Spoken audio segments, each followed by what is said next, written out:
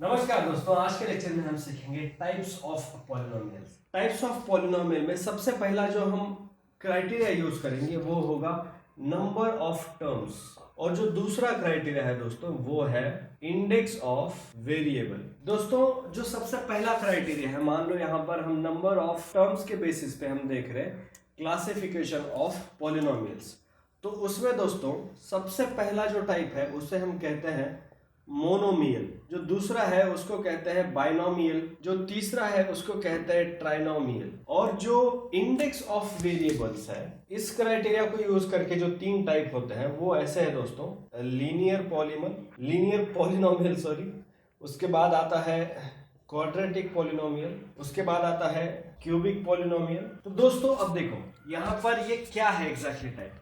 Monomial मतलब ऐसा polynomial जिसमें सिर्फ एक ही टर्म हो, मान लो जैसे x है, या फिर मान लो जैसे x स्क्वायर है, या फिर मान लो जैसे x क्यूब है, या फिर मान लो 6 है, या 15 है, या 21 है, ऐसा कुछ भी हो सकता है, लेकिन टर्म जो है वो सिर्फ एक होनी चाहिए। आगे जाके जब हम बाइनोमियल देखेंगे, बाइनोमियल क्या होता है दोस्तों, इसमें दो टर्म्स होती है, मान लो जैसे x स्क्वायर प्लस 5 हो गया, या फिर x स्क्वायर प्लस x हो गया, या फिर x रेज टू 5 माइनस 13, ऐसे हो गया।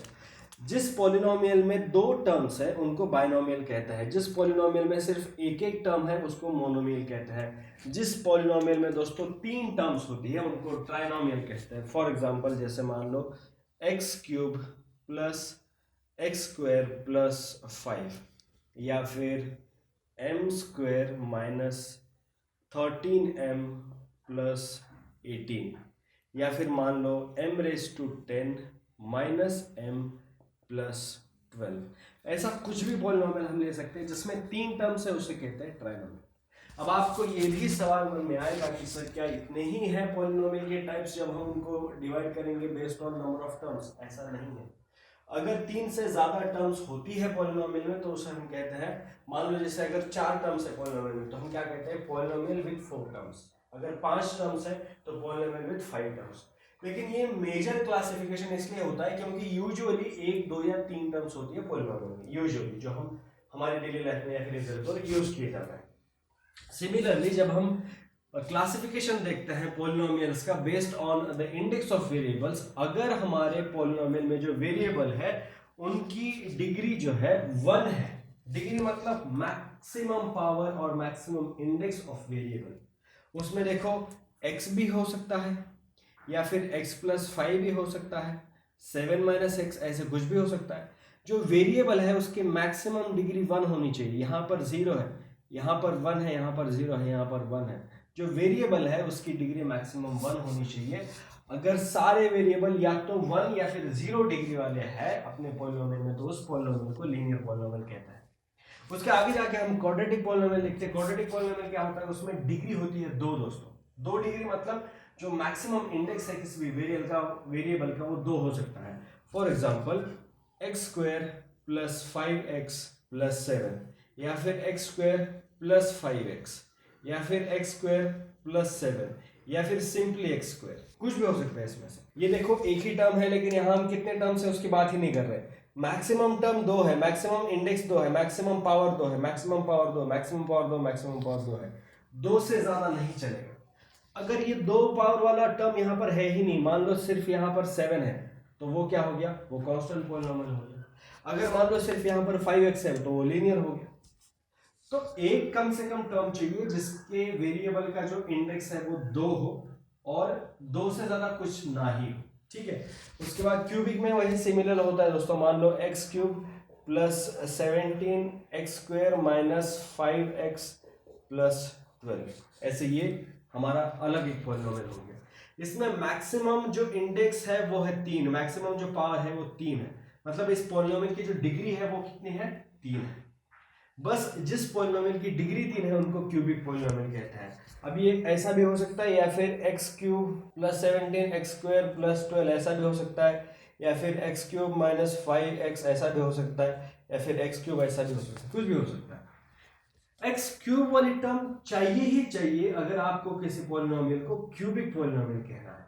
अगर मान लो हमारे पास ऐसा पॉलिनोमियल है जिसमें डिग्री x क्यूब के ऊपर है x raise to 4 plus 5x, ऐसा अगर एक पॉलिनोमियल है तो हम उसको क्या कहेंगे, पॉलिनोमियल विथ डिग्री 4 ऐसे कहेंगे।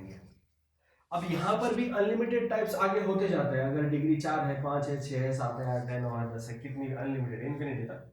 लेकिन यूजुअली हम मैक्सिमम 3 डिग्री तक देखते हैं एग्जांपल्स अपने डेली लाइफ में, इसलिए यहाँ पर 3 जो मेजर क्लासिफिकेशंस है वो हमें दिए यहाँ पर दिए गए हैं, ठीक है। अब जब भी हम किसी भी पॉलिनोमियल को लिखते हैं दोस्तों, तो हम या तो p ऑफ x या फिर q ऑफ x ऐसे लिखते हैं। ये जो लेटर है वो पॉलिनोमियल को डिनोट करने के लिए यूज होता है। ये जो अंदर का वेरिएबल होता है ये हमें बताता है कि किस वेरिएबल के टर्म में पॉलिनोमियल है। फॉर एग्जांपल अगर मैं इस पॉलिनोमियल को एक नाम देना चाहूं तो मैं उसको p of x, q of x, z of x, a of x, b of x, c of x कुछ भी नाम दे सकता हूं, a से लेकर z तक स्मॉल लेटर में। लेकिन a ऑफ x ही दे सकता हूं, a ऑफ y नहीं दे सकता। p ऑफ x ही दे सकता हूं, p ऑफ y नहीं दे सकता, क्योंकि जो अंदर का वेरिएबल है ये हमें बताता है कि पॉलिनोमियल में हमने कौन सा वेरिएबल यूज किया है। तो इस तरीके से दोस्तों मान लो अगर मुझे इसको एक्सप्रेस करना है x square plus 5 x square plus 5x, तो मैं इसको कैसे एक्सप्रेस करूंगा, अगर मैं इसको p ऑफ x लिखता हूं, p of x is equal to x square plus 5x, इस तरीके से मैं उस पॉलिनोमियल को लिख सकता हूं दोस्तों। ये लिखने का तरीका है बस, ठीक है। तो ये हो गए 3 मेजर टाइप्स पॉलिनोमियल के based on number of terms. ये हो गए 3 types of polynomials based on index of variables. इससे भी ज्यादा टाइप हो सकते हैं और इससे भी ज्यादा टाइप हो सकते हैं। मुझे उम्मीद है आपको ये पार्ट पूरा समझ आ गया। मैं आपको एक और क्वेश्चन पूछता हूँ, उस क्वेश्चन को आपको कमेंट सेक्शन में आंसर करना है। यहाँ पर मेरे पास एक पॉलिनोमियल है x raise to 2 minus 5x plus 17। ये जो पॉलिनोमियल है दोस्तों, इसका टाइप मुझे बताना है आपको, ठीक है। अब ये टाइप कैसे बताओगे, टाइप आपको इसमें भी बताना है उसमें भी बताना है, ठीक है। तो in terms of terms and index, अगर मैं टर्म्स का क्लासिफिकेशन करूं तो किस टाइप में आता है, या फिर मैं इंडेक्स से क्लासिफिकेशन करूं तो किस टाइप में आता है, आपको ये दोनों आंसर लिखने हैं कमेंट सेक्शन में, ठीक है। अगर आपका ये आंसर सही आता है तो आपको ये टॉपिक अच्छे से समझ आ गया, ऐसे हम मान सकते हैं। मैं सबके आंसर चेक करूंगा कमेंट सेक्शन में और ये भी देखूंगा कि कौन आंसर कर रहा है कौन आंसर नहीं कर रहा है। मुझे उम्मीद है ये पार्ट पूरा आपको समझ आ गया। अगर इसमें कुछ भी दिक्कत हो आप कमेंट सेक्शन में क्वेश्चन करके पूछ सकते हो। अगर कुछ और पूछना है तो मुझे सोशल मीडिया पर मैसेज करके पूछ सकते हो। मैंने अपने सारे सोशल मीडिया हैंडल्स डिस्क्रिप्शन में दे रखे हैं। और कुछ और पूछना है तो टेलीग्राम ग्रुप ज्वाइन कर लो, हम वहीं पर डिस्कस करते हैं। मैं अपने चैनल से जुड़े हुए बाकी सारे स्टूडेंट्स के अगला टॉपिक कौन सा आने वाला है, या फिर अगर आपको किसी पर्टिकुलर टॉपिक में दिक्कत जा रही है तो आप मुझे पूछ सकते हो कि सर मुझे फलाना या ढंग के टॉपिक में बहुत ज्यादा दिक्कत आ रही है, समझ नहीं आ रहा अच्छे से, आप उस पर एक वीडियो बना दो, मैं बना दूंगा, ठीक है। बहुत आसान है एकदम, सब जो भी है यहाँ पर सब आपके लिए, ठीक है। तो टेलीग्राम ग्रुप को ज्वाइन करो, वहीं पर हम डिस्कस करेंगे क्या भी अपडेट्स रहेंगे तो। और बाकी मैं मिलता हूँ आपसे अगले लेक्चर में, तब तक आप हंसते रहो, खेलते रहो, हमेशा की तरह हर रोज कुछ ना कुछ सीखते रहो।